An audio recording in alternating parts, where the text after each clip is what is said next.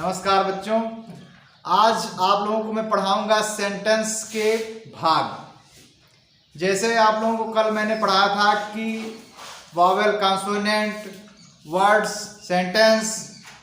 इसके बाद हम सेंटेंस के भाग पहुंच गए। सेंटेंस के बारे में आपको मैंने बता दिया था कि दो या दो से अधिक शब्दों के समूह को वाक्य कहते हैं, यानी कि सेंटेंस कहते हैं। अब सेंटेंस जो एक वाक्य है, जैसे मैं घर जा रहा हूं, तो इसमें कौन सा शब्द सब्जेक्ट है, कौन सा वर्ब है, कौन सा जो है ऑब्जेक्ट है, ये सब चीज़ें आप आज हम लोग जानेंगे। आपके सामने ब्लैक बोर्ड पे लिखा गया है। क्या लिखा गया है, इसको हम लोग साथ में पढ़ते हैं। लिखा है पार्ट्स ऑफ सेंटेंस। क्या लिखा है? पार्ट्स ऑफ सेंटेंस, यानी कि सेंटेंस के भाग, वाक्य के भाग। वाक्य के मुख्य रूप से तीन भाग होते हैं। कितने भाग? तीन भाग होते हैं। पहला भाग इसमें क्या है? सब्जेक्ट। सब्जेक्ट मीन्स होता है कर्ता।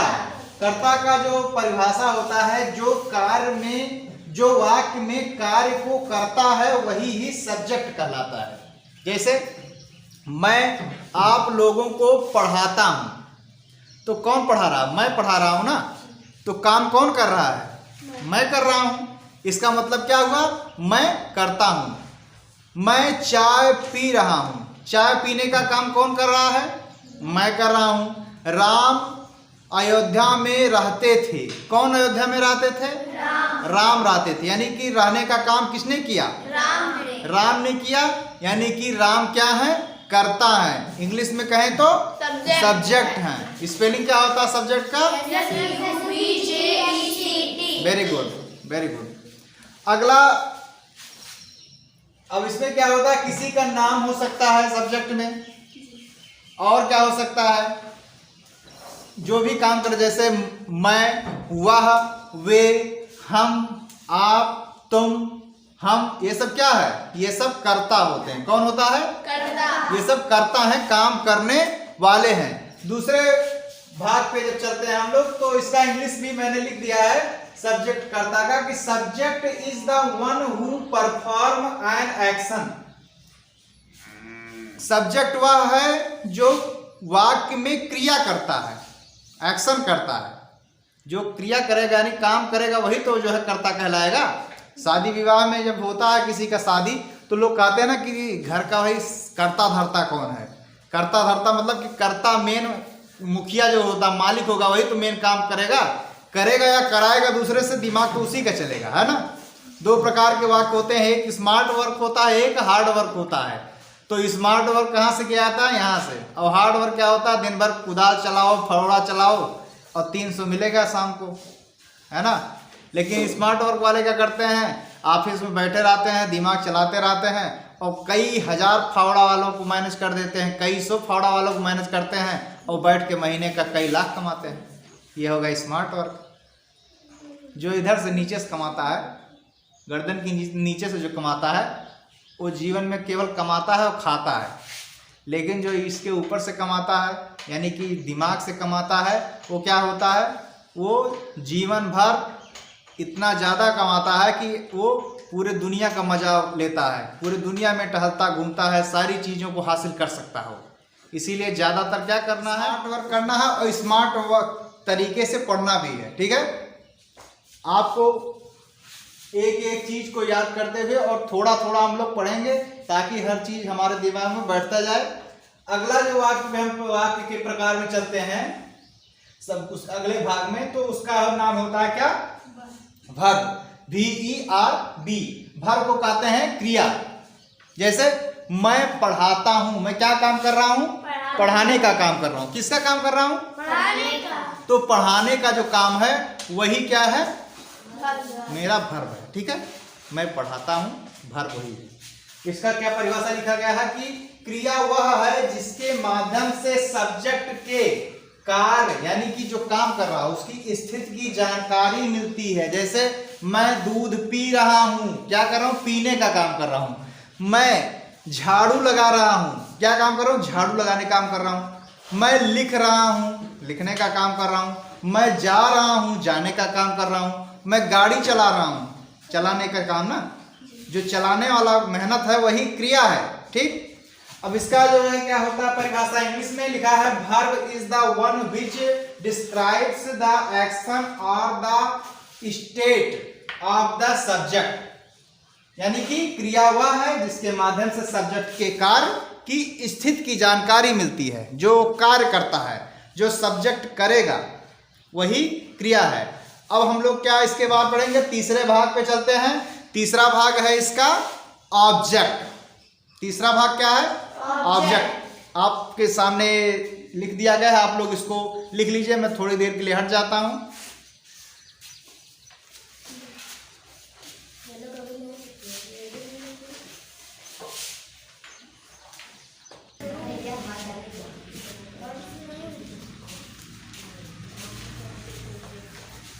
अब आप लोग क्या देख रहे हो ब्लैक बोर्ड पर?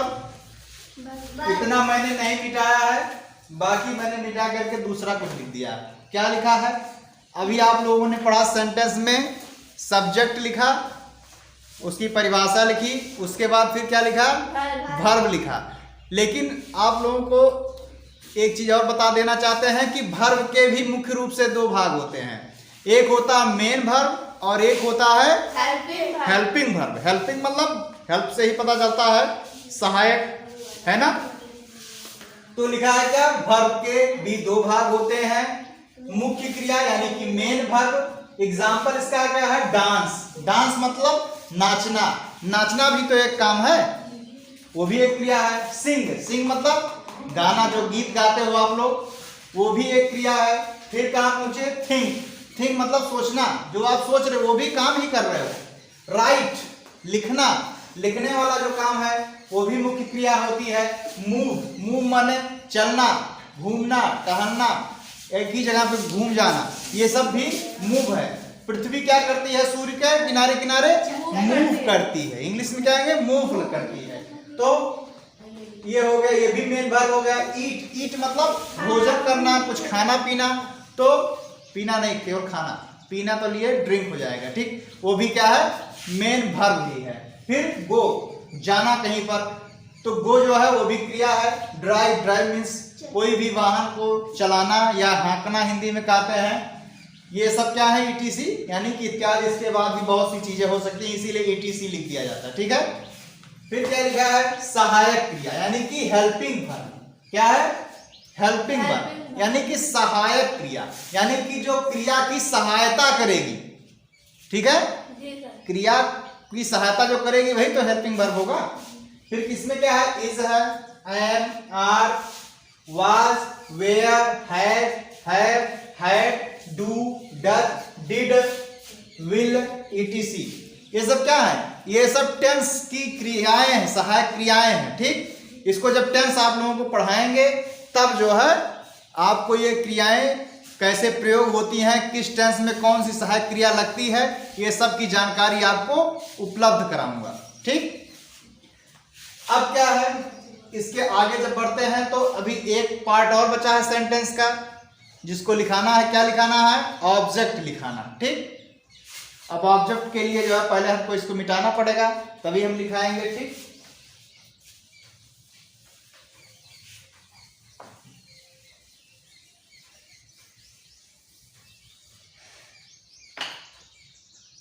पूरा मिटा दें?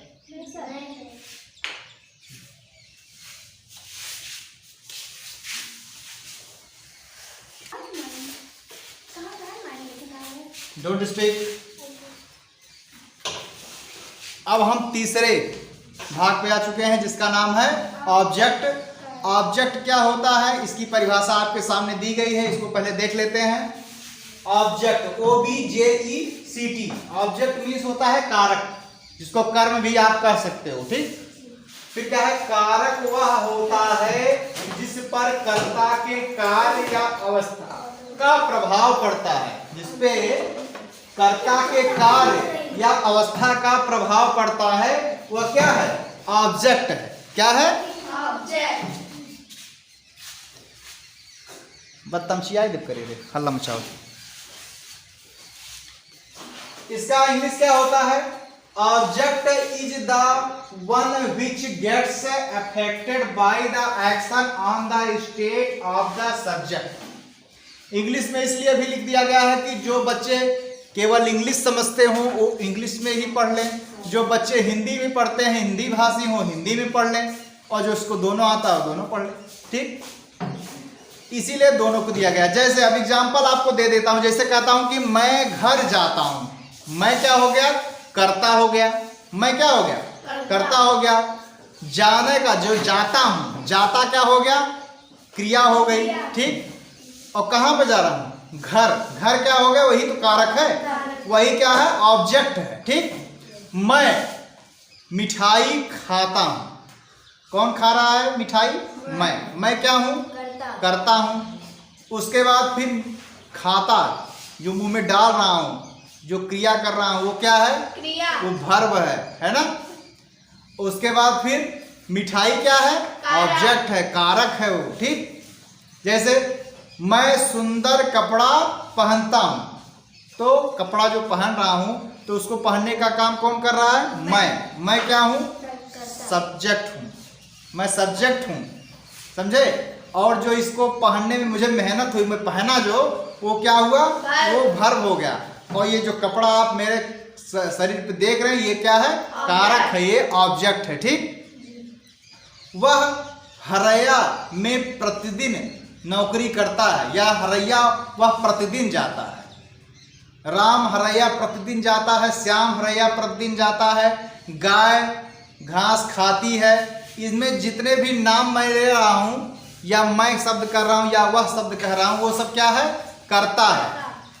वह सब क्या है, करता है, जिसको सब्जेक्ट कहते हैं इंग्लिश में। जो वह काम कर रहा है हरैया जाने का, या गाय घास खाने का काम कर रही है, तो खाना जो घास खा रही है वो क्या हुआ, वो वर्ब है। और बाकी जो अंतिम में बचता है, जिसको कहते हो घास, जिसको कहते हो हरैया, जो है मिठाई, ये सब क्या है, ये सब कर्म है। ठीक, तो इतना आप लोग आज सीखे। इसके आगे मैं आप लोगों को फिर सिखाऊंगा। अब अगला जो चैप्टर होगा, सेंटेंस के प्रकार, सेंटेंस कई प्रकार के होते हैं, वो आपको मैं पढ़ाऊंगा।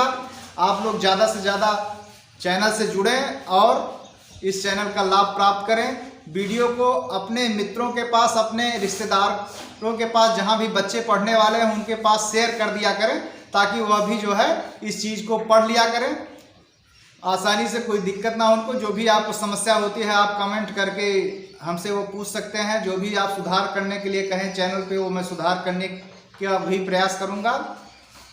वीडियो को लाइक कर दिया करें और शेयर कर दिया करें। चैनल को सब्सक्राइब कर दें ताकि आपके पास हर वीडियो समय से पहुंचता रहे। बहुत बहुत धन्यवाद।